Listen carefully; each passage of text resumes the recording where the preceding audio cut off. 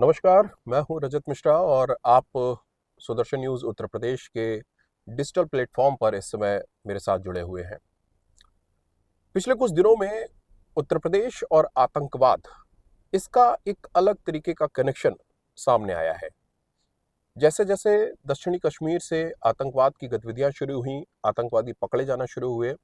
उनके लिंक उत्तर प्रदेश से निकलना शुरू हुए। खास तौर पर पश्चिमी उत्तर प्रदेश के कई हिस्सों से आतंकवादियों के कनेक्शन सामने निकल के आए हैं। ऐसे में बड़ा सवाल ये उठ रहा है कि आखिर उत्तर प्रदेश आतंकवादियों के लिए इतना सेफ हाउस क्यों बना हुआ है?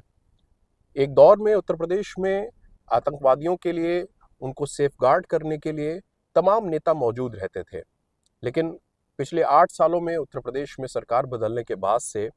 अब तक जाने कितनी जगह बुलडोजर चल चुका है। ऐसे तमाम वो आका जो आतंकवादियों को शरण देते थे, उनके लिए जो एक इकोसिस्टम था, एक जो व्यवस्थाएं थी, वो मैनेज करते थे, वो जेल की सलाखों के पीछे जा चुके हैं। लेकिन बावजूद उसके अभी भी इस तरीके से आतंकवादियों को उत्तर प्रदेश में पनाह देने वाले लोगों की संख्या में कोई कमी नहीं आई है। आखिर इसके पीछे कारण क्या है और कौन वो लोग हैं जो उत्तर प्रदेश में बैठकर इस तरीके के काम को अंजाम दे रहे हैं और उनको संरक्षण देने वाले लोग कौन हैं, या फिर उनकी हिम्मतें आज भी इतनी ज्यादा क्यों बढ़ी हुई हैं कि उत्तर प्रदेश में योगी आदित्यनाथ जैसा मुख्यमंत्री होने के बावजूद भी वो इस तरीके की चीजों में अपने आप को शामिल कर रहे हैं और काम को अंजाम दे रहे हैं। दरअसल उत्तर प्रदेश की जो राजनीति है, वो राजनीति एक दौर में तुष्टिकरण की राजनीति के तौर पर जानी जाती थी। मुस्लिम तुष्टिकरण के नाम पर समाजवादी पार्टी हो, बहुजन समाज पार्टी हो या कांग्रेस के समर्थन से चलने वाली सरकारें क्यों ना रही हो, उन सब ने मुस्लिम तुष्टिकरण के नाम पर एक इकोसिस्टम उत्तर प्रदेश में क्रिएट किया। और वो इकोसिस्टम इसलिए क्रिएट किया गया ताकि मुस्लिमों के वोट उन राजनीतिक दलों को मिले। लेकिन वो तुष्टिकरण की राजनीति धीरे धीरे इतनी बढ़ गई कि वो आतंकवादियों के समर्थन में भी उतर गए और वो आतंकवादियों का समर्थन खुलेआम होने लगा। आपको बहुत सारी ऐसी उत्तर प्रदेश की घटनाएं याद होंगी जहां पर ना सिर्फ आतंकवादियों के मुकदमे वापस लेने की बात हुई, बल्कि आतंकवादियों को निर्दोष और लाचार बताया जाने लगा। यहाँ तक कि उत्तर प्रदेश के जो मुख्यमंत्री हुआ करते थे, उन्होंने बाकायदा ऐसे लोगों को जो अपने अपने क्षेत्र में दंगा करने के लिए दंगाई के नाम से जाने जाते थे, उनको चार्टर प्लेन भेजकर मुख्यमंत्री आवास पर बुलाया, बाकायदा उनको खाना ना खिलाया और उसके बाद उनके मुकदमे वापस लेने जैसी बातें हुई और जो निर्दोष हिंदू वहां पर मारे गए थे, उनको आरोपी बता दिया गया और परिणाम ये हुआ कि वो लोग पलायन के लिए मजबूर हो गए। तो ये जो एक इकोसिस्टम बना, वो इकोसिस्टम उत्तर प्रदेश में आज भी काम कर रहा है।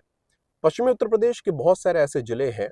जहां पर इस तरीके के जो मौलाना हैं, जो मौलवी हैं, जो मस्जिदों के अंदर छुपे हुए बैठे हुए लोग हैं, वो इस तरीके के नेटवर्क के साथ जुड़े हुए हैं। सीमा के उस पार जो बड़े टेररिस्ट ऑर्गेनाइजेशन हैं, उनसे जुड़े हुए लोग भी उत्तर प्रदेश में कई बार मिले हैं। पिछले कुछ दिनों में आपको याद होगा जब धर्मांतरण का एक बहुत बड़ा गैंग उत्तर प्रदेश में पकड़ा गया, जो कन्वर्जन के लिए विदेशों से, खाड़ी देशों से, तमाम जगहों से पैसा कलेक्ट कर रहा था और उत्तर प्रदेश के लोगों को अपना शिकार बना रहा था। छांगुर जैसा नेटवर्क भी उत्तर प्रदेश में पकड़ा गया और वो नेटवर्क भी पूरे उत्तर प्रदेश के अंदर काम कर रहा था। तमाम उसके गुर्गे छोटे-छोटे जनपदों में बैठे हुए थे, जिलों में बैठे हुए थे और वो सब वहां पे बैठकर काम कर रहे थे और लड़कियों को इकट्ठा करते थे और उनका धर्मांतरण कराते थे। ये सारे वो लोग हैं जो लोकल असिस्टेंस इन आतंकवादियों को अपने अंजाम तक पहुंचाने के लिए मुहैया कराते थे। जब इस तरीके के इकोसिस्टम से लोगों को जोड़ा जाता है, तब उसके बाद उनको जो लोकल सुख सुविधाएं चाहिए या जो लोकल व्यवस्थाएं चाहिए, उसके लिए पैसा कहाँ से आएगा, उसके लिए चीजें कहाँ से अरेंज होंगी, तो वो अरेंज करने का काम इस तरीके के नेक्सस से जुड़े हुए लोग करते थे। एक हलाल सिस्टम क्रिएट किया गया था कि हलाल सिस्टम के माध्यम से आने वाला पैसा भी इस तरीके की चीजों के अंदर इस्तेमाल किया जाता था। तो ये जो पूरा एक इकोसिस्टम बनाया गया, एक जो पूरा माहौल बनाया गया कई दशकों तक उत्तर प्रदेश के अंदर, उसका ये परिणाम रहा कि उत्तर प्रदेश एक सेफ हाउस के तौर पर आतंकवादियों के लिए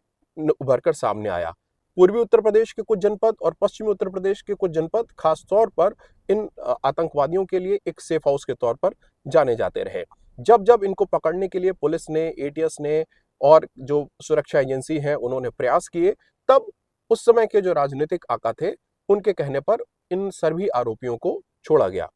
इस पूरी व्यवस्था ने एक ऐसा माहौल बनाया उत्तर प्रदेश के अंदर कि उत्तर प्रदेश आतंकवादियों के लिए, आतंकवादियों की मदद करने के लिए सबसे बेहतर एक स्थान हो सकता है। क्योंकि अपने आप में बहुत बड़ी आबादी है उत्तर प्रदेश की और भौगोलिक सीमाएं सीधे विदेश से जुड़ी हुई हैं, नेपाल से जुड़ी हुई हैं। इसलिए एक सेफ पैसेज उत्तर प्रदेश के अंदर मिलना आसान होता था। इसलिए जब जब कोई आतंकवादी घटना करता और घटना करने के बाद उसको अगर भागने की आवश्यकता पड़ती तो वो आराम से नेपाल की सीमा पार पार करके नेपाल की तरफ चला जाता। इस सब ने ना सिर्फ पुलिस का मनोबल तोड़ा, जो सुरक्षा एजेंसीज हैं उनका मनोबल तोड़ा, बल्कि ये साबित किया, ये फैक्ट बना दिया कि भाई अगर आप उत्तर प्रदेश में हैं, यूपी के अंदर रह रहे हैं और अगर आप इस तरीके की कोई गतिविधि में शामिल होते हैं तो बहुत ज्यादा परेशान होने की जरूरत नहीं है। वहां का जो पॉलिटिकल सिस्टम है वो इस तरीके का है कि आपको वहां पर कुछ ना कुछ मदद मिल जाएगी। अब इस बार जो नेटवर्क पूरा सामने आया इस पूरे घटनाक्रम ने, जो दिल्ली में ब्लास्ट हुआ और दिल्ली में ब्लास्ट होने से पहले कश्मीर से जिस तरीके के आतंकवादी पकड़े गए, सहारनपुर से लोगों को गिरफ्तार किया गया, पूरा एक जो नेटवर्क बना, वो नेटवर्क जो व्हाइट कॉलर जॉब जिसको बोलते हैं, उस नेटवर्क से जुड़े हुए वो लोग जो सामने आए वो भी उत्तर प्रदेश में रह रहे थे, उत्तर प्रदेश में रहकर काम कर रहे थे, दूर जगह से आए और यहाँ पर आके उन्होंने अपना काम करना शुरू किया और फिर यहाँ पर अपने आसपास के लोगों के साथ घुल मिलकर उन्होंने रहना शुरू कर दिया। लखनऊ में गिरफ्तारी हुई है, लखनऊ से लोग पकड़े गए। तो इसका एक बड़ा कारण ये है कि एक तो आबादी बहुत ज्यादा है उत्तर प्रदेश की और आबादी ज्यादा होने के कारण ऐसे आतंकियों को यहाँ पर घुलने मिलने में बहुत ज्यादा समय नहीं लगता। वो आराम से लोगों के साथ घुल मिल जाते हैं और उसके बाद उनको अपना काम करने में कोई कठिनाई नहीं होती। दूसरा, लोकल असिस्टेंस बहुत आसानी से मिल जाता है। यहाँ पर इस तरीके की व्यवस्थाएं हैं, इस तरीके से चीजें हैं, यहाँ पर लोगों को अपने आप आराम से, ना सिर्फ पैसे की कोई कमी नहीं हो रही है, क्योंकि इतनी व्यवस्थाएं बनी हुई है तो पैसा आ रहा है। ये जो पूरा एक नेटवर्क है, ये जो एक आतंकवादियों के समर्थन में खड़ा किया हुआ जो नेटवर्क है, उसकी बड़ी जिम्मेदार वो पॉलिटिकल पार्टीज हैं जिन्होंने उत्तर प्रदेश में दशकों तक शासन किया और उन्होंने उत्तर प्रदेश को एक सेफ हाउस के तौर पर तैयार करके खड़ा कर दिया। कई घटनाएं आपको उत्तर प्रदेश में ऐसी देखने को मिलेंगी, कई घटनाएं ऐसी अगर आप इंटरनेट पे जाएंगे, गूगल करेंगे तो आपको बहुत सारी ऐसी घटनाएं मिलेंगी, चाहे वो बनारस का कचहरी ब्लास्ट हो, अयोध्या का ब्लास्ट हो, लखनऊ में जो ब्लास्ट हुए उन सब के ब्लास्ट की बात हो, मुजफ्फरनगर के दंगे हो, तमाम ऐसी चीजें हैं जहां पर आपको ये दिखाई देगा कि किस तरीके से खुलेआम ऐसे लोगों का समर्थन किया गया, आतंकवादियों का समर्थन किया गया और उनको बाकायदा एक लाचार और निर्दोष व्यक्ति बताकर कोर्ट के सामने भी प्रोड्यूस किया गया, जिसके चलते उनको एक खुलेआम आजादी भी मिली, बाकायदा उनके मुकदमे वापस लेने जैसी बातें भी हुई, मुकदमे वापस लिए गए और उसके बाद वो फिर बाहर निकल के उन्हीं सारी गतिविधियों में फिर से शामिल हो गए। तो उत्तर प्रदेश की जनता को ये सोचना और समझना पड़ेगा कि इस पूरे नेक्सस से उत्तर प्रदेश को कैसे निकाला जाए, क्योंकि यहाँ पे जो लोग रह रहे हैं उन रहने वाले लोगों को कैसे इस पूरे नेक्सस से बचाया जाए, इस पूरे इकोसिस्टम से दूर किया जाए। तो उसका फिलहाल तो सिर्फ एक ही रास्ता दिखाई देता है कि उत्तर प्रदेश के अंदर अब कम से कम उस सोच वाली सरकारें शासन ना कर पाए जो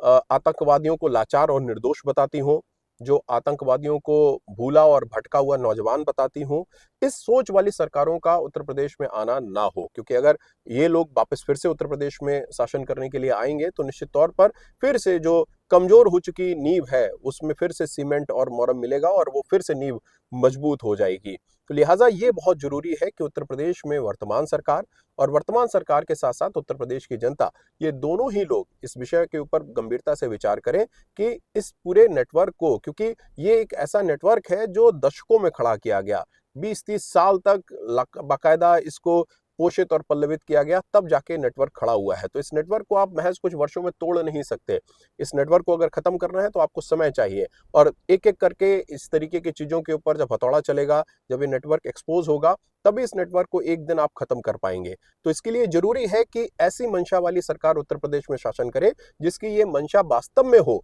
कि इस प्रकार के नेटवर्क को खत्म करना है। उत्तर प्रदेश में आतंकवादियों के लिए कोई स्थान नहीं है, किसी तरीके का शरण उनको नहीं मिल सकती और जो लोग उनको शरण देंगे उनके ऊपर कठोर कार्रवाई भी होगी और उनको जेल की सलाखों के पीछे भेजा जाएगा और ऐसी सजा मिलेगी कि जिसका बार-बार डंका पीटा जाता है कि 7 पुश्तें याद करेंगी। तो इस तरीके की सजा वास्तविकता में उन लोगों को मिले जो आतंकवादियों की मदद कर रहे हैं, आतंकवादियों के साथ में कंधे से कंधा मिलाकर खड़े होते हैं, जो आतंकवादियों को भूला भटका हुआ नौजवान बताते हैं और जो आतंकवादियों को छोड़ने और बख्शने की बात करते हैं। तो इसलिए ये बहुत ज़रूरी है, उत्तर प्रदेश के लोगों को ये सोचना और समझना पड़ेगा, ये विचार करना पड़ेगा गंभीरता से कि आपका बच्चा, आपके परिवार का कोई व्यक्ति अगर बाहर सड़क पर निकला हुआ है, तो वो सुरक्षित है, वो किसी आतंकवादी घटना का शिकार नहीं होगा। ये आपको और उत्तर प्रदेश के लोगों को इंश्योर करना पड़ेगा, कन्फर्म करना पड़ेगा और ये तभी हो सकता है जब आप ऐसे लोगों के हाथ में उत्तर प्रदेश की कमान दें, उत्तर प्रदेश की कमान रखें, जो इस मंशा के साथ, स्पष्टता के साथ अपने उद्देश्य के लिए आगे बढ़ती हों। आज के लिए इतना ही, आगे फिर मिलेंगे, फिर एक नए विषय के साथ। नमस्कार।